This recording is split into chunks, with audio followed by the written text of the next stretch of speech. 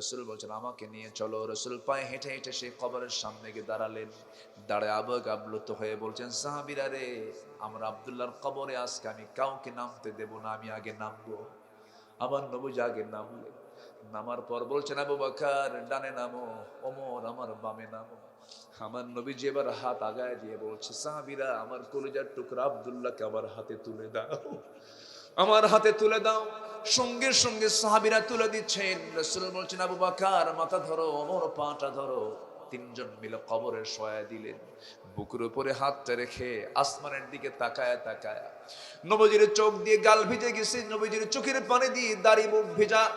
আমার নবীজি অশ্রুসিক্ত নয়নে আকাশের দিকে তাকায় তাকায় বলছেন, আকাশের মালিক আল্লাহ, এই মুহূর্ত পর্যন্ত আব্দুল্লাহর দ্বারা কোনোদিন আমি কষ্ট পাই নাই। আব্দুল্লাহ আমাকে আঘাত দিয়ে কোনো কথা আচরণ করে নাই। আমি আব্দুল্লাহর উপরে 100% সন্তুষ্ট আছি। আল্লাহ, আমার আব্দুল্লাহর প্রতি তুমি আল্লাহ রাজি হয়ে যাও। এমন সুন্দর করে স্পেশাল দোয়া করে দিলেন। এই দোয়া শুনে পাশে দাঁড়িয়ে থাকে একজন সাহাবী সাদ বিন আবি ওয়াক্কাস রাদিয়াল্লাহু তাআলা আনহু, পাশে দাঁড়ায় থেকে নিজেকে ধিক্কার দিয়ে বলছে, ও সাদ, তোর মতো হতভাগ্য মানুষ আর দুনিয়াতে দ্বিতীয় জন নাই। যে সাদ যুদ্ধ করতে গিয়ে সামনে বিশাল বড় দরিয়া পেয়েছিলেন, সমুদ্র পেয়েছিলেন, সমুদ্র ওপারে তিনি যাবেন, জাহাজ নাই, নৌযান নাই, ঘোড়া দাবড়ায়া দিয়েছিলেন বিসমিল্লাহ বলে, ঘোড়া দিয়া সমুদ্র পাড়ি দিয়েছেন, কোনো নৌযান প্রয়োজন হয় নাই। ইতিহাসে আসে সাদ বিন আবি ওয়াক্কাস হাজার হাজার সৈন্য নিয়ে সমুদ্র পাড়ি দিয়েছেন, একটা ঘোড়ারও খুর পানি স্পর্শ করে নাই। সেই সাদ বিন আবি ওয়াক্কাসের মতো একজন দামি সাহাবী হতাশ চিত্ততা নিয়ে বলছেন, আল্লাহ, আজকে যদি আমি জীবন্ত সাদ না হয়ে যদি ওই কবরের বাসিন্দা হতে পারতাম, নিজেকে ধন্য মনে করতাম। আল্লাহ রাব্বুল আলামিন বলেন, হুয়াল্লাযী খালাকা লাকুম মা ফিল আরদি জামিআ। তিনি সেই মহান প্রভু যিনি আসমান জমিনে যা কিছু আছে সব তোমার জন্য সৃষ্টি করেছেন। তুমি মানুষ তোমার জন্য সৃষ্টি করেছেন। সকল সৃষ্টি হলো তোমার খেদমতে নিয়োজিত। আর তুমি মানুষ, তোমার দায়িত্ব হলো তোমার জবান থেকে বের হবে সবাই বলুন আলহামদুলিল্লাহি রাব্বিল আলামিন। আমার দায়িত্ব হলো কারোই গোলামি না করে, কারোই প্রশংসা না করে, একমাত্র গোলামি প্রশংসা কার জন্য বরাদ্দ করা? কার জন্য বরাদ্দ করা? যিনি আমাকে সৃষ্টি করেছেন। এবং আল্লাহ তাআলা এই একই প্যাটার্নেই আল্লাহ পাক একটা আয়াতে বলছেন। আল্লাহ রাব্বুল আলামিন বলেন, ইয়া আইয়ুহান নাসু উবুদু রাব্বাকুমুল্লাযী খালাকাকুম ওয়াল্লাযীনা মিন ক্বাবলিকুম লাআল্লাকুম তাত্তাকুন। জোরে বলুন আল্লাহু আকবার। হে মানব মণ্ডলী, তোমরা সেই মহান রবের গোলামি করো, সেই মহান রবের দাসত্ব করো যিনি তোমাকে সৃষ্টি করেছেন, তোমার পূর্বের সকল মানুষগুলোকেও সৃষ্টি করেছেন। তাহলে আল্লাহ রাব্বুল আলামিন নিজের পরিচয় দিয়ে তিনি আমার সৃষ্টির কথা বলে দিলেন। এবং আল্লাহ রাব্বুল আলামিন বলছেন, বান্দারে, আমার শুধু জিকির করলেই হবে না, আমার ফিকিরটাও তোমাকে করতে হবে। আল্লাহ রাব্বুল আলামিন মানুষকে এমন একটা শক্তি দিয়েছেন যে শক্তি পৃথিবীর কোনো প্রাণীকে দেন নাই। বোঝার শক্তি, জানার শক্তি, ভালো মন্দ পার্থক্য করার যে জ্ঞান আল্লাহ পাক মানুষকে দিয়েছেন, কোনো প্রাণীকে আল্লাহ রাব্বুল আলামিন তা দেন নাই। এই জন্য বলছেন, ইন্না ফি খালকিস সামাওয়াতি ওয়াল আরদি ওয়াখতিলাফিল লাইলি ওয়ান নাহার লাআয়াতিন লিউলিল আলবাব।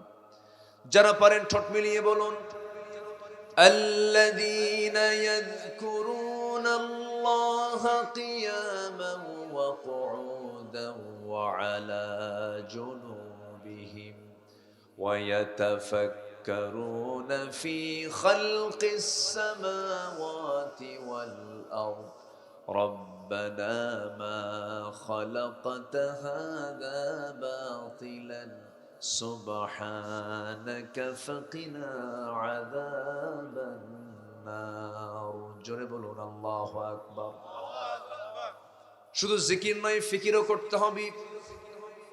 আল্লাহকে চেনার জন্য, বোঝার জন্য আল্লাহর সৃষ্টির দিকেও নজর দেওয়া দরকার। কারণ নজর দেওয়ার জন্য যে জ্ঞান, ভালো মন্দ বোঝার যে ক্ষমতা, আশ্চর্য হওয়া, সৃষ্টি নিয়ে গবেষণা করার মতো আল্লাহ পাক সেই ক্যাপাসিটি আল্লাহ পাক মানুষের মধ্যে দান করেছেন, যা গরুর মধ্যে নাই, জন্তু জানোয়ারের মধ্যে নাই। আল্লাহ রাব্বুল আলামিন তার নিজের পরিচয় দিতে নিয়ে দেখেন কেমন করে বলছেন। সূরা ফুরকানে আসছে, তাবারাকাল্লাযী জাআলা ফিস সামাই বুরুজান ওয়া জাআলা ফিহা সিরাজান ওয়া কমারান মুনীরা وهو الذي جعل الليل والنهار خلفة لمن أراد أن يذكر أو أراد شكورا জোরে বলুন আল্লাহু আকবার। এমন পরিচয় পৃথিবীর কেউ দিতে পারবে না। যিনি আকাশে গ্রহরাজি সৃষ্টি করেছেন, তাতে রেখেছেন প্রদীপ্ত সূর্য এবং আলোকিত চাঁদ রেখে দিয়েছেন। প্রদীপ্ত সূর্যটার গুরুত্ব কি আজকের দিন একটু টের পাইছি আমরা, ঠিক কিনা? সূর্য না উঠলে কেমন লাগে, মনটা মরা মরা হয়, ভাল লাগে না, কি যেন দেখতে পাচ্ছি না, কি যেন হচ্ছে না, মন ভালো নাই। সূর্যের হাসি দেখলে আমাদেরও হাসি চলে আসে। এই সূর্যটা আল্লাহ রাব্বুল আলামিন প্রদীপ্ত করে দিয়েছেন। পৃথিবীর সৃষ্টি শুরু থেকে নিয়ে সূর্য তাপ দিয়ে যাচ্ছে। তবে হ্যাঁ, সূর্য কিন্তু দিন দিন সংকুচিত হচ্ছে। সায়েন্সও বলছে সংকুচিত হচ্ছে, আবার আল্লাহও বলছেন ইদাশ শামসু কুবিরাত ওয়া ইদান নুজুমুন কাদারাত।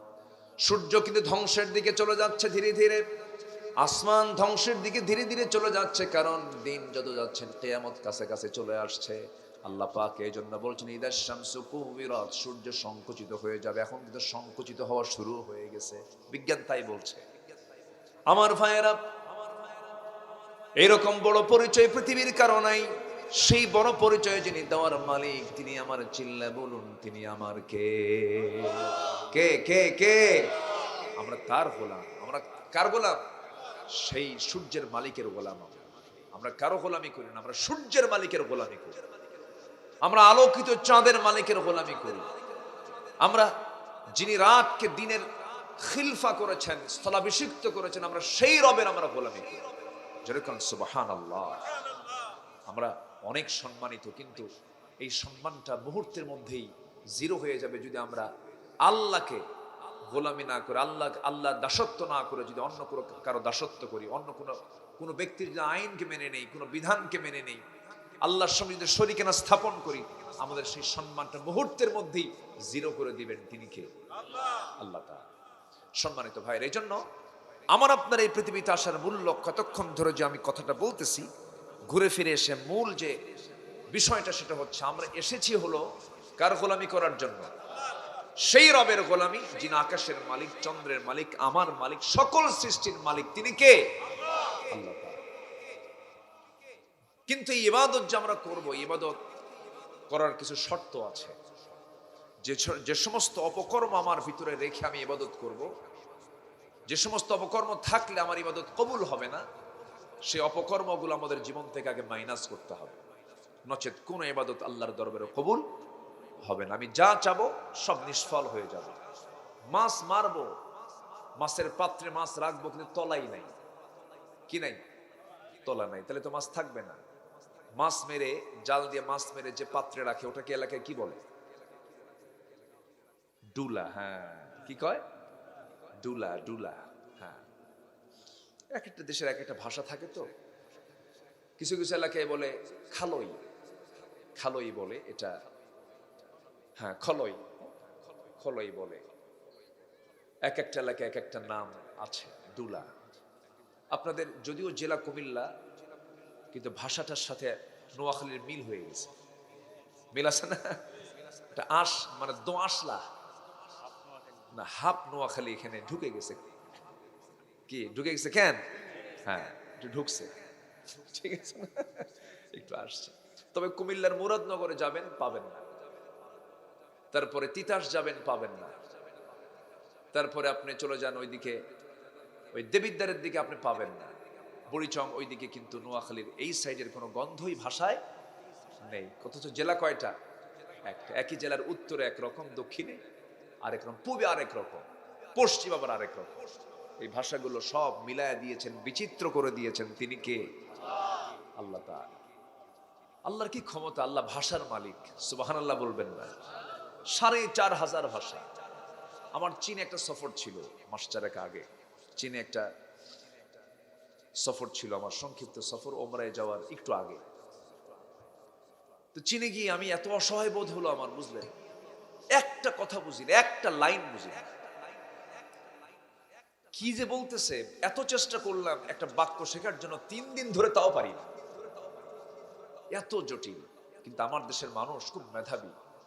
চট্টগ্রামের সাতকানিয়ার আমার এক খুব ভক্ত, আমার খুব পছন্দের, উনি ওখানে ব্যবসা করেন। উনি শুধু চায়না ভাষাই পারে না, চাইনার গাইয়া ভাষাও পারে।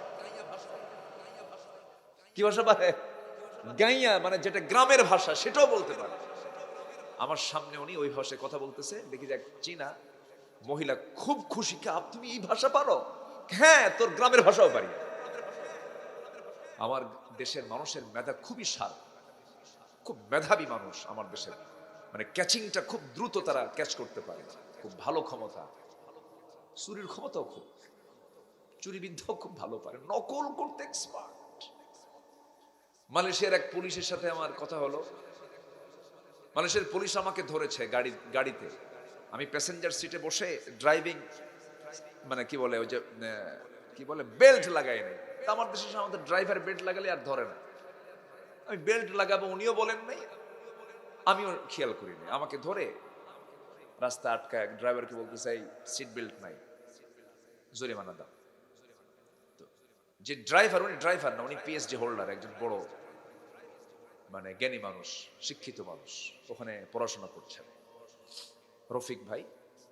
তো উনি বলতেছে যে জনাব, যাকে ধরছেন ওনাকে তো আপনি চিনতেছেন না। তো ইউটিউব থেকে আমার কিছু আলোচনা, আমার তো বাংলায় লেকচার ম্যাক্সিমাম, তো দেখে যে এই আলোচনাগুলো একদম আশ্চর্য হয়ে গেছে। পরে এখন আমার হাতে ধরবে না পায়ে ধরবে, আমাকে ওস্তাজ বলে সম্বোধন করে আমাকে জড়ায় ধরলেন। যাই হোক, এরপরে কথা বলতে বলতে এক পর্যায়ে বললেন যে আপনার দেশের মানুষগুলো না খুবই প্রশংসা করতে পারে মানুষের, এত মিশে যায়। দেখেন আপনার এখানে কিন্তু একটা মামলা হয়ে যেত, কেমনে আমারে বশ করে ফেলল। কি কথা কি বুঝতেছেন? খুব দ্রুত একটা ব্যবস্থা করে ফেলে দেয় আমার দেশের মানুষ। মালয়েশিয়াতে পুলিশদেরও ঘুষ খাওয়া শিখাইছে বাংলাদেশের মানুষ, আলহামদুলিল্লাহ। মানে আমরা সব পারি, শুধুমাত্র যদি আমাদের ঈমানটা যদি আমরা টিকে রাখতে পারতাম, গোটা পৃথিবীর মধ্যে একটা শ্রেষ্ঠ জাতিতে আমরা রূপ নিতে পারতাম। ৫৪ বছর ধরে আমরা যে নেতৃত্ব উপহার দিয়েছে জাতিকে, অসৎ নেতৃত্ব, আমরা অসৎ নেতৃত্বের দুর্গাঘাত এনে চুরমার করে সামনের নেতৃত্বকে আমরা দেখতে চাই সৎ, যোগ্য, ইমানদার নেতৃত্ব। আল্লাহ কবুল করুন, জোরে বলে আমিন। শুধু এটির অভাব আমার দেশে, তাছাড়া কিচ্ছু অভাব নাই। ২৮ লাখ কোটি টাকা দেশ থেকে পাচার করে নিয়ে চলে গেছে। দেশের সম্পদের অভাব আছে? শুধু নিয়ে গেছে সব। এই ৫৪ বছর শুধু সব খাইছে, জনগণ পায় নাই। আমরা আর ফুটা রাখতে চাই না, আমরা ফুটা বন্ধ করতে চাই। সম্পদকে আমরা সংরক্ষণ করতে চাই, জোরে বলে ইনশাআল্লাহ। এর জন্য দরকার হলো সৎ নেতৃত্ব না অসৎ নেতৃত্ব। সৎ নেতৃত্ব আমরা গড়ে তুলতে চাই, আল্লাহ কবুল করুন, জোরে বলে আমিন। আমার কথায় বেজার হচ্ছেন মনে হয়, কষ্ট পাচ্ছেন না তো? আমি এই নাঙ্গলকোটে বহু আগে এসেছি, কোথায় যেন আসছিলাম একটা, কই ওই কোথায় গেল না, প্রথম একটা মাহফিল আসছিলাম, সেই মাহফিলে গন্ডগোল লাগছিল, কি যেন হয়েছিল। হ্যাঁ বেটু, আমারে তকবির দিতে দেয় নাই। হ্যাঁ মেটুয়ানা কোথায় 2015 সালের দিকে, হ্যাঁ পেরিয়ানা কোথায় যেন একটা প্রোগ্রামে আমাকে স্লোগান দিতে দেয়নি, তকবির দেওয়া যাবে না, তকবির দেওয়া যাবে না, এই জাতীয় কথা যখন বলা হচ্ছিল, আমি বললাম নামাজের মধ্যে তকবির আছে না নাই? আছে কিনা বলেন? আজানে তাকবীর আছে না নাই? জানাজায়ে তাকবীর আছে না নাই? জানাজায়ে তাকবীর, নামাজে তাকবীর, আজানে তাকবীর, মাহফিলে তাকবীর দিতে সমস্যা কোথায়? চুপচাপ হয়ে গেছে। সম্মানিত ভাইরা, যারা তাকবীর দিতে বাধা দিত আজকে তারা কোথায়? পালানোর জায়গা পাচ্ছে না, ঠিক কিনা? ওই যে বসে আছে, ওই যে উনি ওই যে হাত তুলে আছে, ও দিছের স্লোগান, বুঝলেন? ও দিছে স্লোগান। হাজার হাজার মানুষ সেদিন মাহফিলে, প্রচুর মানুষ সমাগম হয়েছে। এখন তো মাহফিল ঘন ঘন হয়েছে, মাহফিল তো আগে এত ছিল না, এত মাহফিল করতে দেয় নাই। তো সেই দিন দেখছিলাম যে এলাকায় কিছু আবু জেহেলও আছে। কিছু আবু জেহেল আছে না নাই? যারা আল্লাহর নামকে উচ্চারণ করতে দেয় না। জি সম্মানিত ভাইয়েরা, তাহলে আমরা এমন কিছু অপকর্ম করব না যে অপকর্মের কারণে আমার সমস্ত ইবাদতগুলো নিষ্ফল হয়ে যাবে। কোরআন এবং হাদিসের আলোকে 10টা অপকর্ম যার মধ্যে থাকবে তার কোন ইবাদত, কোন দোয়া আল্লাহর দরবারে মঞ্জুর হবে না। কয়টা অপকর্ম বলেন তো? 10টা। কোরআন বলে দিচ্ছে, এটা আমার কথা না, কিন্তু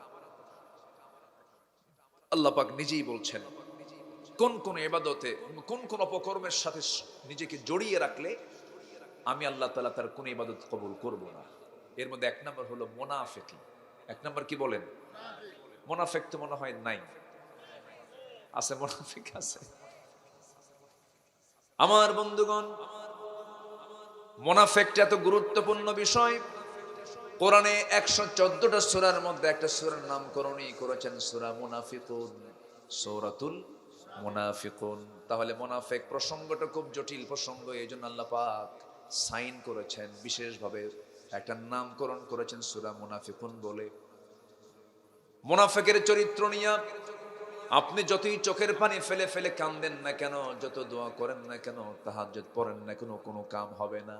কারণ আল্লাহ রাব্বুল আলামিন মুনাফিককে এত ঘৃণা করেন যে আল্লাহ রাব্বুল আলামিন মুনাফিককে দিয়ে জাহান্নাম উদ্বোধন করবেন, জাহান্নামের নিচে তাদেরকে ফাউন্ডেশন করবেন তাদেরকে দিয়ে। নাউযুবিল্লাহ। যুগে যুগে ইসলামের যত বড় বড় ক্ষতি হয়েছে মুনাফিকদের দ্বারাই ক্ষতি হয়েছে। সবচাইতে বেশি ক্ষতি করেছে মুনাফিকের দলেরা। আমার নবীজির পারিবারিক জীবনকে অসহনীয় করে তুলেছে মুনাফিকের দলের লোকেরা। আমার নবীজি মাঝে মাঝে যে মদিনা থেকে অনেক সময় বড় বড় যুদ্ধে যেতে পারেন না, অংশগ্রহণ করতে পারেন না মুনাফিকের কারণে। মদিনা ছাড়লে পরে বেকায়দা হয়ে যাবে, ইহুদিদের সঙ্গে যোগসাজশ করে নানা প্যাঁচ লাগায় দেয় মুনাফিকেরা। মুতার যুদ্ধে রাসূল যেতে পারেন নাই।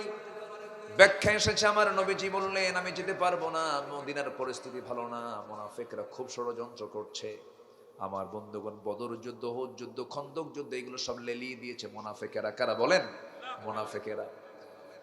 মুনাফিকদের ব্যাপারে আল্লাহ রাব্বুল আলামিন সেই জন্য রাসূলকে স্পেশালি বলেছেন, ইয়া আইয়ুহান নাবিয়্যু জাহিদিল কুফফারা ওয়াল মুনাফিকিনা ওয়াগলুয আলাইহিম ওয়া মাআওয়াহুম জাহান্নাম ওয়া বি'সাল মাসীর। জোরে বলুন আল্লাহু আকবার। হে রাসূল, আপনি কাফিরদের বিরুদ্ধে, মুনাফিকদের বিরুদ্ধে যুদ্ধ করুন, তাদের ব্যাপারে আপনি কঠোর হন। আমার বন্ধুগণ, মুনাফিকরা বড় ক্ষতিকর সমাজের জন্য, প্রত্যেকটা ব্যক্তির জন্য, পরিবারের জন্য মুনাফিকরা বড় ক্ষতিকর। মুনাফিককে চেনার জন্য সহজ পন্থা রাসূল শিখিয়ে দিয়েছেন। আয়াতুল মুনাফিকি সালাস। মুনাফিকদের আলামত হলো 3টা।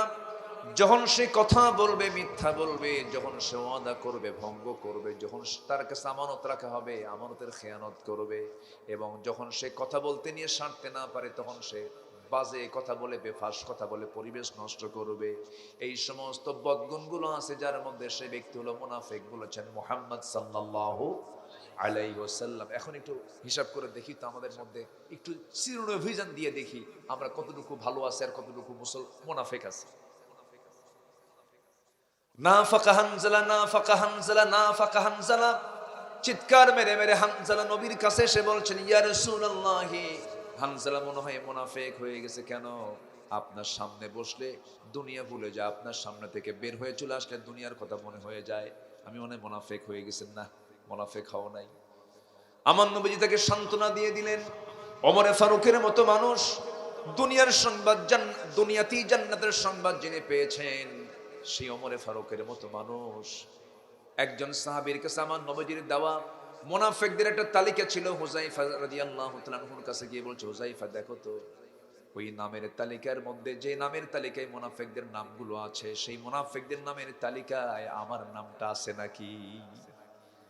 কি টেনশন তাদের মধ্যে কাজ করত। আমার ভাইরা, আমার রাসূল বলেছেন মুনাফিকদের জন্য এত ভয়ঙ্কর শাস্তি, এত ভয়ঙ্কর শাস্তি। আল্লাহ রাব্বুল আলামিন নিজেও বলছেন, ইন্নাল মুনাফিকিনা ফিদ দারকিল আসফালি মিনান নার ওয়া লা তাজিদ লাহুম নাসীরা। মুনাফিকরা যোহর নামাজ পড়ে, আসর নামাজ পড়তে পারে, মাগরিব পড়তে পারে, এশা পড়তে পারে, কিন্তু মুনাফিকরা কখনো কি পড়তে পারে না বলেন? ফজর। এখন প্রশ্ন করবো আমার বন্ধুগণ, আপনার গ্রামের দিকে আপনি তাকায়া বলেন তো, কোন ওয়াক্তে সবচেয়ে মুসল্লি কম? গ্রামে সবচেয়ে বেশি কি থাকে বলেন? একটু বলেন, একটু কথা শুনি। ধরে ফেলতেছি তো আমরা, নিজেদেরকে ধরি একটু, না ধরলে আমরা ভালো হবো কেমন? আপনার গ্রামের দিকে তাকায় দেখেন, গ্রামের মসজিদ পাকা, টাইলস লাগানো, এসিওয়ালা মসজিদ। জুমার দিনে 5 ওয়াক্ত মুসল্লির জায়গা হয় না, প্রথম কাতারে 5 ওয়াক্ত মুসল্লি জায়গা পায় না। প্রথম কাতারে সব আসে মোসওয়ালা নেতা, মোসওয়ালা হাইব্রিড, 2.5 ইঞ্চি মোটা মুজিবর মার্কা মোস আছে না এরকম? মুজিবর মার্কা মোস 2.5 ইঞ্চি মোটা, সারা সপ্তাহ নামাজ পড়ে না, লুঙ্গি একখান মসমসা আর পাঞ্জাবি একখান খদ্দরের লাগায়া একটা 29 মিনিট 29 সেকেন্ডে আসে। সবার শেষে এসে ঘড়ি দেখে আর কয়, হুজুর খুতবার টাইম শেষ। ও আসছে কিন্তু 29। বেকুব কিছু আছে কিনা বলেন?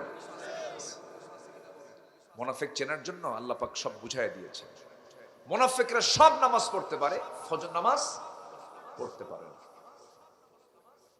তাহলে আমার বন্ধুগণ, আমার দেশে কোন ওয়াক্তে মানুষ বাড়িতে বেশি থাকে বলেন? কোন ওয়াক্তে মানুষ বাড়িতে বেশি থাকে বলেন? ওই ফজরেই কিন্তু মানুষ বাড়িতে বেশি থাকে। কিন্তু বাড়িতে বেশি থাকার পরও ফজরে মুসল্লি কম। মানুষগুলো বাড়িতে কি করে? মেরাজে যায়, হ্যাঁ, ঘুমায়। কয়েকদিন আগে ভূমিকম্প হলো না? কোন এক শুক্রবারে 10:30টার দিকে, 11টার দিকে এরকম একটা ভূমিকম্প হলো। ঢাকাতে বেশি হয়েছে। এমন ধাক্কা মারছে, ডিওএইচএস, বাড়িধারা, গুলশান, ধানমন্ডি, ওই অভিজাত এলাকার কোন বিল্ডিং একটা মানুষ নাই। এক ধাক্কায়, কয়েক সেকেন্ডের ধাক্কায় সব ফ্ল্যাট থেকে নেমে সিঁড়ি দিয়ে কে কোন দিক দিয়ে দৌড়ায়া রাস্তায় গিয়ে দাঁড়ায় আছে। বলুন তো, জুতা পায় না খালি পায়? ওই এলাকায় সব কি নর্মাল থাকে না ভিআইপি থাকে? তাহলে জুতা পায়, এবার রাস্তায় নেমে ভিআইপি ফকির। ভিআইপি কি? ওয়ান্তুমুল ফুকারা ওয়া নাহনু আগনিয়া। সবগুলো ভিআইপি ফকির হয়ে রাস্তায় দাঁড়ায় আছে। গায়ে জামা কাপড় চুমরও নাই। স্বামী বউ থুয়া, বই স্বামী থুয়া, ছেলে মেয়ে থুয়া মারছে দৌড়, যেদিক থেকে মারছে। কার ভয়ে? কি কয়? আল্লাহর ভয়ে। মরার ভয়, মরার ভয়। মরবে না, মরতে চাই না, মরা যাবে না, কিন্তু জান্নাতটা আল্লাহ পাক দিবেন মরার আগে না মরার পরে? তাহলে আমাদের আসল জিনিস পড়ে আছে কি মরার আগে না মরার পরে? কিন্তু মরতে চাই না। তাহলে জান্নাতও নেব, মরতেও চাই না। তাহলে জিনিসটা কি বিপরীতমুখী হয়ে গেল না? সম্মানিত ভাইয়েরা, তাহলে আল্লাহর ভয়ে যদি বেরই হতো, তাহলে ফজরে বের হতো। ফজরে যদি আল্লাহর ভয়ে যদি জাতি বের হতো নামাজে, 10:30টার ভূমিকম্পে বের হওয়া লাগতো। কথাটা বুঝতে হবে। কি কথাটা বললাম? গজব কখন আসে? গজব তখনই আসে যখন জমিনটা গজবের উপযুক্ত হয়ে যায়, বাদ্যযন্ত্রের আধিক্য দেখা দেয়, সুদের প্রবণতা বেড়ে যায়, জেনার পরিমাণ বেড়ে যায়। এই সমস্ত অপকর্ম যখন বাড়তে থাকে, তখন আল্লাহ পাক একটা ধাক্কা মেরে সতর্ক করেন, ঠিক হয়ে যায়। সেই সতর্ক হচ্ছে ভূমিকম্প। কে দেন? আসতে বলবেন না, কে দেন? আল্লাহ। আমার বন্ধুগণ, তাহলে মুনাফিকের লক্ষণ থেকে বাঁচার জন্য আমাকে আপনাকে বিশেষ করে ফজরে আমাদেরকে সতর্ক থাকতে হবে। আমরা ফজরটা পড়ব, ফজরটা যদি কারো দিন শুরু হয় ফজর নামাজ দিয়ে, গোটা দিনটা তার বরকতময় হয়ে যায়। বুরিকালি উম্মতি ফি বুকুরিহা, আমার উম্মতের বরকতময় সময় হলো সকালবেলা। দুঃখজনক হলো সত্য এই জাতি ঘুমায় বেশি কোন বেলা বলেন? সকালবেলা ঘুমায়। কিন্তু না না, সকালবেলায় হলো বরকতে ভরা। নামাজটা পড়ে ফেলবো আমরা ফজরের। যখন কোনো বান্দা শেষ রাতের দিকে যখন আস্তে করে বিছানা থেকে পিঠটা উঠায় নেয়, শয়তান বলে, আল্লাহ কি বলে, আমার রাসূল বলেছেন, শয়তান করে কি শেষ রাতের দিকে বান্দার কাছে এসে বলে, আলাইকা লাইলুন তাবিল, আলাইকা লাইলুন তাবিল, তোমার রাত বড় লম্বা, তুমি ঘুমাও ঘুমাও। এমন সময় রাসূল বললেন, শয়তান 3টা গিট মেরে চলে যায়। ওই 3টা গিট যদি তোমরা ছুটাতে চাও তাহলে 1 নাম্বার কাজ হলো বিছানা থেকে নিজের পিঠটা তুমি সরায় ফেলবে, আজান শোনার সঙ্গে সঙ্গে ওযু বানায় ফেলবে, 2 নাম্বার গিট চলে যাবে। এরপরে মসজিদের দিকে রওনা দিয়ে নামাজে দাঁড়াবে, নামাজ শেষ করবে, 3 নাম্বার গিটও চলে যাবে। শয়তান সেই দিন তোমার কাছে আর আসার সাহস পাবে না। জোরে কোন সুবহানাল্লাহ। বলেছেন মুহাম্মদ সাল্লাল্লাহু আলাইহি ওয়াসাল্লাম। এই তেতিয়া নাকি গ্রামের নাম কি? তেতইয়া। এটার মাখরাজ তো খুব কঠিন ব্যাপার।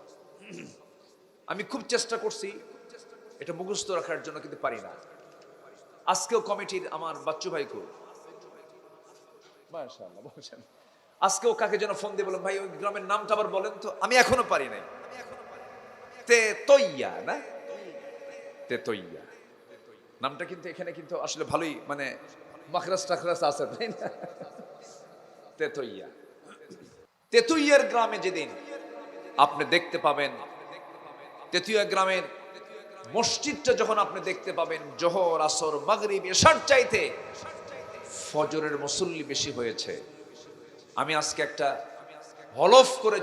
হলফ করে একটা ওয়াদা মানে কসম করে শপথ করে বলে যেতে চাই, আপনার গ্রামে যেদিন আপনি দেখবেন তেতুইয়ার গ্রামে সব ওয়াক্তের চাইতে ফজরের মুসল্লি বেশি হয়েছে, সেদিন থেকে আপনি দেখতে পাবেন যে এই গ্রামে কোনো মাদক, নেশা, অসামাজিক কাজ, বেপরদার কোনো পরিবেশ এই গ্রামে আর কেউ দেখতে পাবেন। এই জন্য গ্রামকে আমরা আগে নামাজি বানাবো। জোরে বলি ইনশাআল্লাহ। এমন সিদ্ধান্ত কি নেওয়া যায়? এমন সিদ্ধান্ত কি নেওয়া যায়? আপনার গ্রামকে আপনি বেনামাজি মুক্ত গ্রাম ঘোষণা করুন। জামার গ্রামে কোনো বেনামাজি নাই, দেখবেন আপনার গ্রামটা একটা আদর্শ গ্রামে রূপ নিয়েছে। আপনি ওই গ্রামকে সুন্দর করে সাজাতে পারবেন, গঠন করতে পারবেন, এটাকে আপনি সুন্দর করে সাজিয়ে গুছিয়ে একটা সুন্দর আদর্শ গ্রামে রূপ নিতে পারবেন। কিন্তু নামাজই তো পড়ে না। আমরা নামাজি হব। জোরে বলি ইনশাআল্লাহ। আসল নামাজ, মূল নামাজটা হলো কোন সময়ের নামাজ বলেন? আরো বলেন কোন সময়ের নামাজ? ফজর। ফজর নামাজ মুনাফিক পড়তে পারে না। আমরা ফজর নামাজটা পড়ব। মুনাফিকের নিফাকতা থেকে আল্লাহ পাক আমাদেরকে বাঁচায় দেন। আমার বন্ধুগণ, মুনাফিকরা কেমন হয়? ওয়া মিনান নাসি মান ইয়াকুলু আমান্না বিল্লাহি ওয়া বিল ইয়াউমিল আখির ওয়া মা হুম বিমুমিনিন। মানুষের মধ্যে কিছু লোক আছে বলে, আমরা ঈমান এনেছি এবং পরকালকে বিশ্বাস করেছি, কিন্তু তারা বিশ্বাস করে নাই, ঈমানও আনে নাই। বরং ওয়া হুম বিমুমিনিন, আল্লাহ বলছেন তারা হলো প্রকৃত মুমিন নয়, শুধু অভিনয় করে বলছে কথা। আমার বন্ধুগণ, এদের ভিতরটা একরকম, বাহিরটা আরেক রকম। নির্বাচন যখন চলে আসে কি সুন্দর ফেরেশতার মতো দেখা যায়। আছেন এরকম? আছেন? সারা বছর চেহারা গাঁজাখোর, সারা বছর চেহারা কি গাঁজাখোরের মতো চেহারা। মদের বোতল নিয়ে সারা রাত পাড়ি দিয়ে দেয়, নারী নিয়ে সারা রাত পাড়ি দিয়ে দেয়, নাইট ক্লাবের সময়টা কাটায় দেয়। নির্বাচন যখন চলে আসে তারাক দিয়ে লাখ 2 টাকা খরচ করে ওমরা করে আসে, ওমরা থেকে হাজি রুমাল নিয়ে এসে গলায় লাগায়, মাথায় একখান সুন্দর টুপি, মুখে খোসা খোসা কদম ফুলের মতো দাড়ি, পাঞ্জাবে একখান লাগায়া, পায়জামা একখান লাগায়া, ঘাড়ে আবার জায়নামাজ একটা নিয়া জনগণের সামনে গিয়ে বলে, ভাই আমি হাজি অমুক, আমারে ভোট দিয়েন, আসর নামাজ একবার পড়ার নিয়ম পরে 5 বার 5 জায়গায়। এগুলো সব মুনাফিকের লক্ষণ। এই সমস্ত লোকের কোনো দোয়া আল্লাহর দরবারে মঞ্জুর হবে না। মুনাফিক মারাত্মক ভয়ঙ্কর একটা বিষয়ের নাম। মুনাফিকের নিফাকতা মারাত্মক ভয়ঙ্কর বিষয়। আল্লাহ পাক তাদেরকে সহ্য করবেন না কখনো। আমার বন্ধুগণ, এক কথায় আমার মুখ এবং আমার ভিতর দুই রকম হবে না এক রকম হবে? বলেন, দুই রকম হবে না এক রকম হবে? এক রকম হতে হবে, কথা কাজ এক রকম হতে হবে। আমি একটা প্রশ্ন করব আমার বন্ধুগণ, এই দেশে এ পর্যন্ত 54 বছর দেখেছি সবচেয়ে বেশি মিথ্যা কথা বলে জাতিকে ধোঁকা দিয়েছে, প্রতারণা করেছে কোন পেশার মানুষ বেশি বলেন? কোন শ্রেণী বলেন, কোন শ্রেণী? নেতারা অধিকাংশ। আমার সঙ্গে একমত তো নাকি? আপনি আগে বলেছেন, এরপর আমি বলেছি, মানে আমার সঙ্গে আপনার মিলে গেছে। আমি যেদিকে ইঙ্গিত করেছি সেদিকে আপনিও ইঙ্গিত করেছেন। বাস্তবিক তাই। এত মিথ্যা কথা বলে, মিথ্যা নির্ভর রাজনীতির মুখে আমরা জুতা মারি। ধোঁকাবাজি আমরা করতে পারবো না। ইমানদার ধোঁকাবাজ হতে পারে না।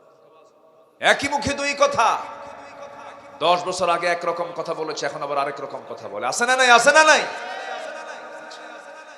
আকলমন্দ ইশারা বা আশাদ, সচেতন ব্যক্তির জন্য ইঙ্গিতগুলোই যথেষ্ট। বুঝে নেন কথাগুলো। সম্মানিত ভাইয়েরা, আমার নবীজিকে সবচাইতে বেশি কষ্ট দিয়েছে মুনাফিকেরা। রাসূল বেশি সবচেয়ে কষ্ট পেয়েছেন। আমার নবীজির জীবদ্দশায় এক মুনাফিকের মৃত্যু হলো। মুনাফিকের দোয়া তো কবুল হয় না। এক মুনাফিকের ইন্তেকাল হলো। সেই মুনাফিকের আবার এক ছেলে ছিলেন, তিনি ছিলেন ভালো সাহাবী, অনুগত সাহাবী। গবরে পদ্ম ফুল থাকে না? গবরে তো কিছু পদ্ম ফুল থাকে। নবীর কাছে এসে বলছে, হুজুর আমার বাপ খুব খারাপ, আমি জানি, কিন্তু আমার তো বাপ, আমার বাপ মারা গেছেন। হুজুর আমি আপনার কাছে আসছি, একটু আপনার বরকতের জুব্বা যদি আপনি আমাকে দিতেন, আমার আব্বাকে কাফনের কাপড় হিসেবে আপনার জুব্বাটা আমি তাকে দিতাম। মানে ছেলের চেষ্টা হলো, বাপ যদি আল্লাহ পাকের কাছে যদি মাফ পায়। আমার রাসূল তো খুব মানে না শব্দ আমার নবীর মধ্যে খুব কম ছিল। আচ্ছা তুমি চাইছো যখন, যাও নিয়ে যাও। আমার নবীজি খুব নরম তবিয়তের মানুষ ছিলেন। একটু জোরে বলে সুবহানাল্লাহ। আপনি রূঢ় হবেন, কঠোর হবেন, আল্লাহ আপনার প্রতি কঠোর হবে। আমার নবীজি দিয়ে দিলেন। কিছুক্ষণ পরে এসে বলতেছে, হুজুর একটা কথা বলি কি? আমি জানি আমার আব্বা খুব খারাপ মানুষ, মুনাফিক মানুষ ছিল, কিন্তু হুজুর জানাজা তো পড়তে হবে, আপনি কি যাবেন?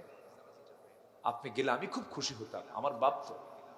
আমার নবীজি বললেন, তুমি খুশি হবা? হ্যাঁ, তুমি তো আমার সাহাবী, যাও, আমি যাব। আমার নবীজি জানাজার প্রান্তরেও চলে গেলেন। জানাজা শুরু করবেন, এই সময় সাইয়েদনা ওমর ফারুক রাদিয়াল্লাহু আনহু পিছন দিক থেকে টানতেছেন যে হুজুর এ তো মুনাফিক ছিল। আমার রাসূল বলছেন, দেখো আমার সাহাবী বারবার বলে, আমি কেমনে কি বলি, আমি জানাজা পড়ায়া দিই। আমার নবীজি জানাজা শেষ করলেন। শেষ হতে না হতেই আল্লাহর পক্ষ থেকে চূড়ান্ত ফয়সালা হলো ৭০ মাররাতান। হে রাসূল আপনি যদি ৭০ বারও যদি তাদের জন্য গুনাহ মাফের জন্য যদি দোয়া করেন, দোয়া কবুল হবে না। ওয়ালা তাকুম আলা কবরিহি, মুনাফিকদের কবরের সামনে কেউ দাঁড়াবা না। তাহলে চিন্তা করে দেখুন, নবীর পরনের জুব্বা নিল, নবীজি নিজে জানাজা সম্পূর্ণ করলেন, এরপরও মুনাফিককে মাফ করেন নাই। কারণ মুনাফিককে মাফ করবেন না এই ঘোষণা কার কার কার? দেশের নেতৃত্বে এখন মুনাফিকদের ভরে গেছে। সাবধান থাকতে হবে, আমরা সতর্ক থাকবো। জোরে বলি ইনশাআল্লাহ। একদিকে বলে আমরা ইসলামী মূল্যবোধে বিশ্বাসী, আরেকদিকে বলে আমরা শরিয়া আইন মানি না। এক মুখে কয় কথা হলো? আমার বন্ধুগণ, ইবাদত কবুলের 10টা অন্তরায়, 10টা উপকর্ম রাখলে পরে তার কোনো দোয়া কবুল হবে না, ইবাদত কবুল হবে না। 1 নাম্বার বললাম। নাম্বার 2 চলে আসেন, নামাজে যারা অলসতা দেখাবে তাদের কোনো দোয়া আল্লাহ রাব্বুল আলামিন কবুল করবেন না, ইবাদত কবুল করবেন না। আল্লাহ বলছেন, ঠোঁট মিলে মিলে আমার সঙ্গে কমন আয়াত, কমন সূরা সবাই বলুন, ফাওয়াইলুল লিল মুসাল্লিন আল্লাযীনা হুম আন সালাতিহিম সাহুন আল্লাযীনা হুম ইউরাউনা ওয়া ইয়ামনাউনাল মাউন। জোরে বলুন আল্লাহু আকবার।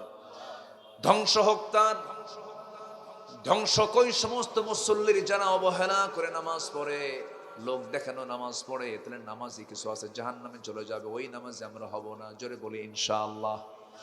নাম্বার 3 হলো আল্লাহ এবং রাসূলের যারা চরম অবাধ্যতা করবে, সীমা লঙ্ঘন যারা করবে, তাদের কোনো কিছু কবুল হবে না, বরং তারা জাহান্নামের স্থায়ী বাসিন্দা হবে।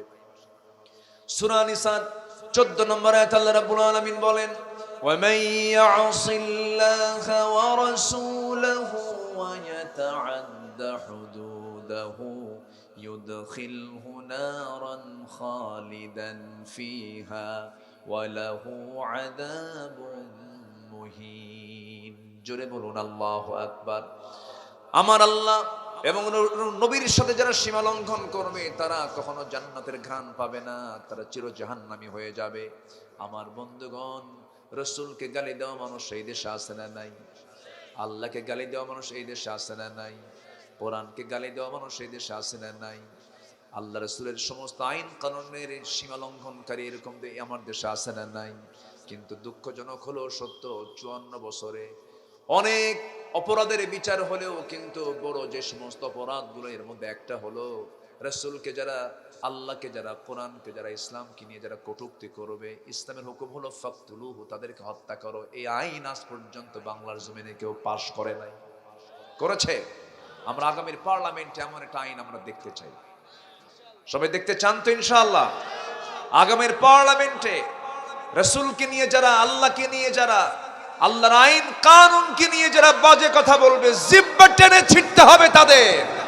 এমন আইন টান কারা কারা, হাত উঁচু করে দেখান মুসলমান।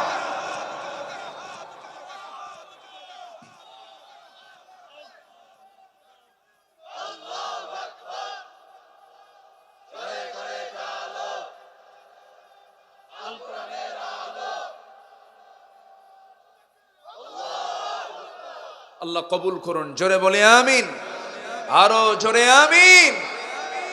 নবীর প্রতি আনুগত্য দরকার আছে না নাই বলেন তো? নিঃশর্ত আনুগত্য থাকতে হবে, নিঃশর্ত, কোনো শর্ত থাকা যাবে না। ঈমান আনলে আল্লাহর প্রতি পূর্ণ আনুগত্য থাকতে হবে। এটা মানলাম, ওটা মানলাম না, নামাজে মানলাম, রাষ্ট্রে মানলাম না, ব্যক্তিগত জীবনে ইসলামকে মানলাম, অর্থনীতিতে মানলাম না, এটা নবীর উম্মত নয়, ভণ্ড, প্রতারক, ভণ্ড, এটা বদমাইশ। সম্মানিত ভাইয়েরা, আনুগত্য কাকে বলে দেখেন, একটা ছোট্ট ইতিহাস মনে পড়লো আমার। সাহাবীটার বাড়ি হলো মক্কা এবং মদিনার ঠিক মাঝখান বরাবর। জন্মের পূর্বে বাপ হারিয়েছেন। কালিমার দাওয়াত, আমার নবীর দাওয়াত সাহাবীর কান পর্যন্ত পৌঁছে গেছে। উনি কালিমার অমীয় সুধা তিনি গ্রহণ করেছেন, ইসলাম কবুল করে নিলে পরে এটা কেউ জানে না ফ্যামিলির। হঠাৎ করে চাচার কানে গেছে, যে চাচা তাকে বড় করেছে, বলতেছে, আব্দুল্লাহ, আমি শুনলাম তুমি নাকি কালেমা পড়েছো। শুনবেন কেন, দেখেন, লা ইলাহা ইল্লাল্লাহ। বুকে কোনো ভয় আছে? কোনো ভয় নেই, অনায়াসে বলে ফেলেছে। আব্দুল্লাহর চাচা এখন বলতেছে যে তুমি এরকম করে অকপটে বললে, হ্যাঁ চাচা, আমি তো চাই আপনিও জাহান্নাম থেকে বাঁচেন, আপনিও কালেমা পড়েন। চাচা বলতেছে, ভাতিজা, আমি তোর খুব ভালোবাসতাম, এত কিছু করলাম তোর জন্য, তোর বাপ নাই, সম্পদ আমারও কিছু অংশ তোর নামে লিখে দিলাম, এত কিছু করার পর তুই আমার এটা দিলি? তুই কি জানিস আমার কওমের লোকগুলোকে ডাকলে তোকে শেষ করে দেবে, তোর সমস্ত সম্পদগুলো জোর করে নিয়ে নেব আমরা।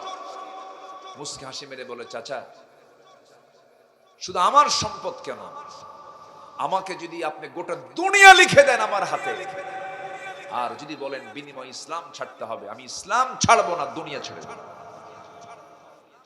কাম হলো না। এমন শর্ত জড়িয়ে দিয়েছেন আব্দুল্লাহ, হতাশ হয়ে শেষ পর্যন্ত রেগে গিয়ে, খেপে গিয়ে মারতে মারতে জমিনে সোজা করে ফেলেছে। আব্দুল্লাহ রক্তাক্ত অবস্থায় পড়ে আছে। কওমের লোকগুলোকে ডাক দিয়ে মারতে মারতে জামা টেনে ছিঁড়ে ফেলে দিয়েছে, পরনের লুঙ্গিটা পর্যন্ত খুলে নিয়ে উলঙ্গ করে ঘর থেকে ধাক্কা মেরে বের করে দিয়ে দরজা লাগায় দিয়েছে। আস্তে করে আব্দুল্লাহ কোনো মতো উঠে হুঁশটা ফিরে গিয়ে মার দরজায় গিয়ে নক করে বলছে, মা দরজা খোলো।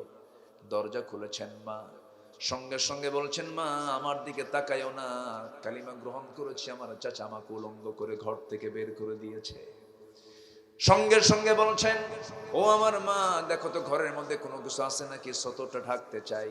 ছোট্ট একটা কাপড় খণ্ড দেওয়া হলো, কোনো মতো সতরটা ঢাকলেন। তিনি এবার বলছেন মা আমি তোমাকে ভালোবাসি কিন্তু নবীর চাইতে বেশি নয়, আমি তোমাকে ভালোবাসি মা, কিন্তু এই পৃথিবীতে কোনো দরবার আমার পছন্দ না, নবীর দরবার ছাড়া। আমি এখন রওনা করলাম। রওনা দিয়েছেন তিনি। রওনা দেওয়ার সময় বলছেন মা আমার জন্য দোয়া করো, আমি নবীর কাছে যেতে চাই। সব ছেড়ে নবীর দিকে রওনা করলেন। মদিনায় পৌঁছে গেলেন। প্রচন্ড শীত, সেই সময় শীতের ভিতরে তিনি পায়ে হেঁটে চলে গেছেন। নবীর দরজায় গিয়ে নক করছেন, দরজা খুলে গেল। প্রচন্ড ঠান্ডা, গায়ে কোনো কাপড় চোপড় নাই। নবীজি দেখেন সুন্দর চেহারার টকবকে যুবক, রক্তাক্ত অবস্থা, গায়ে কোনো কাপড় চোপড় নাই। ভিতরে ঢুকলেন তিনি। ভিতরে ঢুকে আমার নবীর সবচেয়ে সুন্দর দুটো জুব্বা আস্তে করে বের করলেন। বের করে বাইরে এসে বলছে আব্দুল্লাহ আগে জুব্বা পড়ো, ঠান্ডা লেগে যাবে।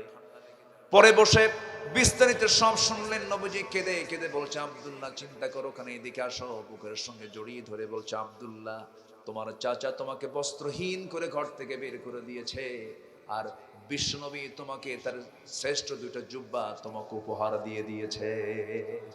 কোনো টেনশন করো না আব্দুল্লাহ, কি চাও তুমি বলো। সঙ্গে সঙ্গে রাসূল বলছে আমি তোমার জন্য দোয়া করে দেব, কি চাইবা তুমি বলো।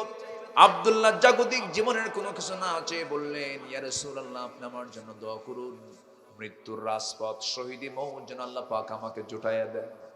এই দোয়া যখন চাইলেন আমার নবীজি হাত উঁচু করে কেঁদে কেঁদে বলছে আল্লাহ আমার আব্দুল্লাহর জানমাল তুমি কাফের বেঈমানদের জন্য হারাম করে দাও। সাহাবীর মন খারাপ হয়ে গেল। সাহাবী বলছেন হুজুর দোয়া চাইলাম কি, আপনি দোয়া করলেন এটা কি? আমি তেমন দোয়া চাই না, আমি চাইছি শহীদ হওয়ার জন্য। তারা যদি নাই মারতে পারে আমি শহীদ হব কেমনে?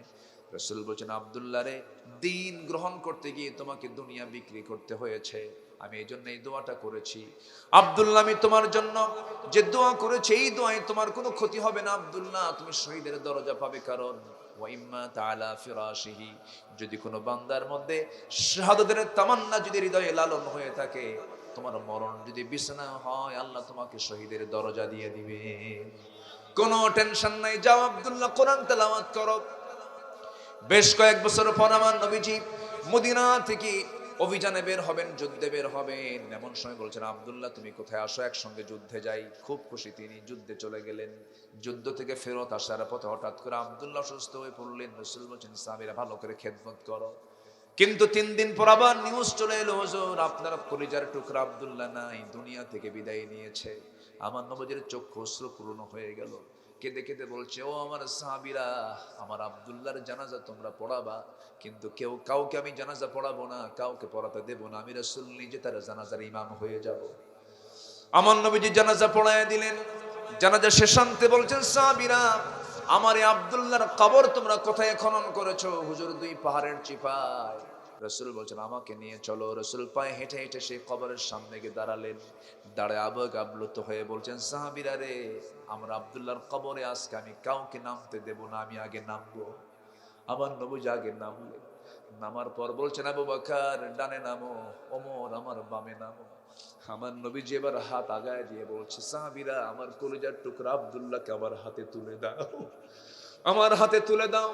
সঙ্গে সঙ্গে সাহাবীরা তুলে দিচ্ছেন। রাসূল বলছেন আবু বকর মাথা ধরো, ওমর পাটা ধরো। 3 জন মিলে কবরে শোয়া দিলেন। বুকের উপরে হাতটা রেখে আসমানের দিকে তাকায় তাকায় নবীজির চোখ দিয়ে গাল ভিজে গেছে, নবীজির চোখের পানি দিয়ে দাড়ি মুখ ভেজা।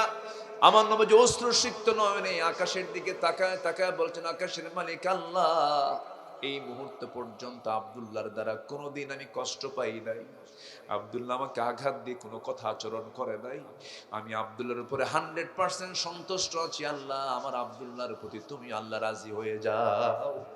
এমন সুন্দর করে স্পেশাল দোয়া করে দিলেন। এই দোয়া শুনে পাশে দাঁড়িয়ে থাকে একজন সাহাবী সাদ বিন আবি ওয়াক্কাস রাদিয়াল্লাহু তাআলা আনহু, পাশে দাঁড়ায় থেকে নিজেকে ধিক্কার দিয়ে বলছে ও সাদ তোর মতো হতভাগ্য মানুষ আর দুনিয়াতে দ্বিতীয় জন নাই, যে সাদ যুদ্ধ করতে গিয়ে সামনে বিশাল বড় দরিয়া পেয়েছিলেন, সমুদ্র পেয়েছিলেন, সমুদ্র ওপারে তিনি যাবেন, জাহাজ নাই, নৌযান নাই, ঘোড়া দাবড়ায় দিয়েছিলেন বিসমিল্লাহ বলে ঘোড়া দিয়া সমুদ্র পাড়ি দিয়েছেন, কোনো নৌযান প্রয়োজন হয় নাই। ইতিহাসে আসে সাদ বিন আবি ওয়াক্কাস হাজার হাজার সৈন্য নিয়ে সমুদ্র পাড়ি দিয়েছেন, একটা ঘোড়ারও খুর পানি স্পর্শ করে নাই। সেই সাদ বিন আবি ওয়াক্কাসের মতো একজন দামি সাহাবী হতাশ চিত্ততা নিয়ে বলছেন, আল্লাহ, আজকে যদি আমি জীবন্ত সাদ না হয়ে যদি ওই কবরের বাসিন্দা হতে পারতাম, নিজেকে ধন্য মনে করতাম। আমার বন্ধুগণ, শুধু ঈমান এনেছেন তা নয়, ঈমান নিয়ে টিকি থেকে কবর পর্যন্ত চলে গেছেন। এই জন্য আল্লাহ পাক তাদের সম্মান এত মর্যাদা বাড়াইয়া দিয়েছেন। আমার বন্ধুগণ, এই জন্য আনুগত্য দরকার, আছে না নাই বলেন? আসতে বলবেন না, আছে না নাই বলেন? আনুগত্য হতে হবে। আনুগত্য না থাকলে কোনো দোয়া আল্লাহর দরবারে মঞ্জুর হবে না। আল্লাহ রাব্বুল আলামিন প্রথমে বললেন মুনাফিকের দ্বারা, মুনাফিকের কোনো ইবাদত কবুল হবে না, অলস নামাজের কোনো ইবাদত কবুল হবে না, আনুগত্যের খেলাফ যারা করবে তাদের কোনো দোয়া কবুল হবে না। নাম্বার 4 হলো আল্লাহর সাথে যারা শিরিক করবে তাদের কোনো দোয়া কবুল হবে না। ওয়া মান ইউশরিক বিল্লাহি ফাকাদ হারামাল্লাহু আলাইহিল জান্নাহ। জোরে বলুন আল্লাহু আকবার। নাম্বার 5 হলো সামনে পেছনে যারা পরনিন্দা করবে, পরচর্চা করবে। অনেক তাহাজ্জুদ গোজার আছে, তাহাজ্জুদ নামাজও পড়ে, বিকেলবেলা চার দোকানে বসে গিবত করে। এই আছে না নাই? আছে না নাই? সব শেষ হয়ে যাবে, সব শেষ হয়ে যাবে। ওয়াইলুল লিকুল্লি হুমাযাতিল লুমাযাতিনিল্লাযী জামা'a মালান ওয়া আদ্দাদাহ ইয়াহসাবু আন্না মালাহু আখলাদাহ কাল্লা লায়ুনবাযান্না ফিল হুতামাতি ওয়া মা আদরাকা মাল হুতামাহ নারুল্লাহিল মুকাদাহ التي تطلع على الأفئدة إنها عليهم مؤصدة في عمد ممددة। সামনে পেছনে যারা পরনিন্দা করবে তাদের কোনো কবুল, তাদের কোনো ইবাদত কবুল হবে না। ঘোষণা কার? আসতে বলবেন না কার? নাম্বার 6 হলো আল্লাহকে যারা ভুলে থাকবে, আল্লাহকে যারা ভুলে যাবে, মন্দ কাজের যারা পরামর্শ করবে তাদের কোনো দোয়া, তাদের কোনো ইবাদত আল্লাহর দরবারে মঞ্জুর হবে না। কারণ মুনাফিকদের চরিত্র তো এরকম, আল মুনাফিকুনা ওয়াল মুনাফিকাতু বা'দুহুম মিন বা'দ ইয়া'মুরুনা বিল মুনকারি ওয়া ইয়ানহাউনা আনিল মা'রুফ ওয়া ইয়াকবিদুনা আইদিয়াহুম নাসুল্লাহা ফানাসিয়াহুম ইন্নাল মুনাফিকিনা হুমুল ফাসিকুন। দেখেন আল্লাহ পাক মুনাফিকদের আরেকটা লকব দিলেন, মুনাফিকরা আবার ফাসিক। মুনাফিকরা আবার কি হয়? ফাসিক। আমার ভাইয়েরা, তাহলে আল্লাহকে যারা ভুলে যাবে আল্লাহ তাদেরকে ভুলে যাবেন। আরেকটা আয়াত আল্লাহ রাব্বুল আলামিন বলেন, ওয়ামান আ'রাদা আন যিকরি ফাইন্না লাহু মাঈশাতান দানকা ওয়া নাহশুরুহু ইয়াওমাল কিয়ামাতি আ'মা ক্বালা রাব্বি লিমা হাশারতানি আ'মা ওয়া ক্বাদ কুনতু বাসীরা।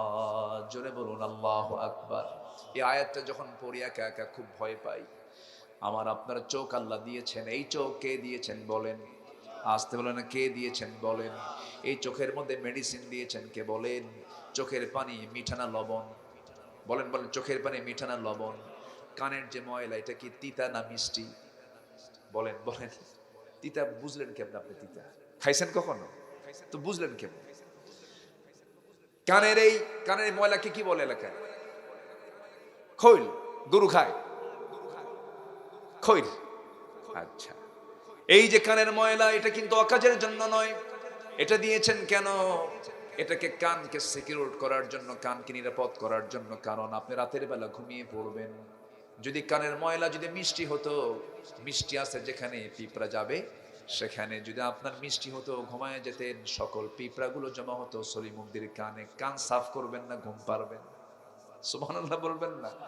কিন্তু হঠাৎ করে কোনো কানা পিঁপড়া, কি পিঁপড়া, কোন কানা পিঁপড়া যদি ভুল করে যদি কানের মধ্যে চলেও যায়, আল্লাহ বলছেন পিঁপড়া তুই আসছে সেই জায়গায় কেন? দেখ খাবার নাই, তিতিয়া বের হ। আল্লাহু আকবার বলেন। তিক্ত, আল্লাহ পাক তিক্ত করে দিয়েছেন কানের ময়লা। চোখের পানিকে লবণ করেছেন কেন? জীবাণু মুক্ত করার জন্য। চামড়া দিয়ে এগুলো প্যাকেট করা, গোটা দেহের সব জায়গায় চামড়া দিয়ে প্যাকেট করা, শুধু চোখটা চামড়ার প্যাকেটের বাইরে, এটা বাইরে। আল্লাহ পাক এটাকে দূষণ মুক্ত রাখার জন্য, ভাইরাস মুক্ত রাখার জন্য, ব্যাকটেরিয়াল আক্রমণ থেকে রক্ষা করার জন্য আল্লাহ রাব্বুল আলামিন স্থায়ী মলমের বন্দোবস্ত করেছেন। 24 ঘন্টায় 1 মিলিলিটার পানি আল্লাহ পাক চোখ থেকে বের করেন। জোরে কোন সুবহানাল্লাহ। 1 মিলিলিটার পানি প্রতি মিনিটে 15 থেকে 20 বার পলক পড়ে, আপ ডাউন করে আর চোখের পানি বের হয়। এটার পরিমাণ 24 ঘন্টা হলো 1 মিলিলিটার। এই অয়েন্টমেন্ট কে দিয়েছেন বলেন? যখন কে দিয়েছেন? খারাপ কিছু দেখার জন্য না ভালো কিছু দেখার জন্য? এই চোখ কার অবদান? কার অবদান? কার অবদান? আল্লাহর অবদান। এই চোখ যে কত বড় অবদান! কিছুক্ষণ চোখ বন্ধ করে অথবা আপনাকে রিমান্ডে নিয়ে যদি 3 দিন চোখ বন্ধ রাখা হয়, এর চাইতে বড় শাস্তি কিছু হবে না। আল্লাহ বলছেন, আমাকে যারা ভুলে যাবে, আমার কোরআন থেকে, আমার জিকির থেকে যারা নিজেকে গুটিয়ে রাখবে, আমি তাকে কিয়ামতের দিন আমি তাকে অন্ধ করে তুলবো। দেখেন কত বড় পানিশমেন্ট এটা! অন্ধ করে তুলবো আমি তাকে সেদিন। বান্দা বলবে, লিমা হাশারতানি আমা, আমি কেন অন্ধ? ওয়াকাদ কুনতু বাসীরা, আমি তো চক্ষুওয়ালা ছিলাম। কাযালিকা তাতকা আয়াতুনা ফানাসিতাহা ওয়া কাযালিকাল ইয়াওমা তুনসা, আমি তোমাকে কিতাব দিয়েছিলাম, তুমি তা ভুলে গেছো, আমাকে ভুলে গেছো, এই জন্য আজকে তোকে ভুলে গিয়ে তোকে আমি কানা করে দিলাম। যেরকম নাউযুবিল্লাহ। বলেন তো এই আয়াতটা কি আশার আয়াত না ভয়ঙ্কর আয়াত? ভয়ঙ্কর আয়াত। আসুন না আমরা আল্লাহর স্মরণে নিজেকে সর্বক্ষণ প্রস্তুত রাখি। জোরে বলি ইনশাআল্লাহ। বিশেষ করে কুমিল্লা নোয়াখালীর বেল্টে আলোচনায় কথা বলতে গেলে খুব হিসাব করে কথা বলতে হয়। এখানে ঘরে ঘরে আলেম ওলামা, বলি আলহামদুলিল্লাহ। ঘরে ঘরে নোয়াখালী কুমিল্লা এটা হচ্ছে আলেমদের জনপদ। গোটা দেশের আলেমদের নেতৃত্ব দেয় এই এলাকার মানুষ, বলি আলহামদুলিল্লাহ। এটা একটা নিয়ামত পেয়েছেন আপনারা। তবে এর মধ্যে আবার কিছু বদমাইশ তো থাকবেই। ওই যে খেলা হবে, ওটার বাড়ি তো নোয়াখালী না? এই লোকটা চলে যাওয়াতে আমরা খুব হতাশ নাকি? মানে মনটন খুব খারাপ। মনটন খারাপ থাকলে বড় ওই লোকটা দেখলেই একটু মনটা সাঙ্গা হতো। খেলা হবে বলতো না মাঝে মাঝে। বহুদিন যাবত আর এই বিনোদনটা দেখি না, আমরা পাই না। যারা বেশি চাপা পিটায় তারাই সবচেয়ে বেশি ভণ্ড হয়, ঠিক কিনা? সারা জীবন বলে গেল খেলা হবে, এমন খেলা খেলছে গেছে কখন জানিও না। সম্মানিত ভাইয়েরা, ইবাদত কবুলের জন্য নাম্বার 7 হলো শয়তানের পদঙ্ক অনুসরণ করা যাবে না। যারা শয়তানের পদঙ্ক অনুসরণ করবে, মাহফিলও করবে, আবার ওদিকে যাত্রাও করবে। 2 কমিটির সভাপতি 1 ব্যক্তি। আছে কিনা বলেন? আছে কিনা? এই সমস্ত চরিত্র যারা নেবে, আল্লাহ তাদের কোনো ইবাদত কবুল করবেন না।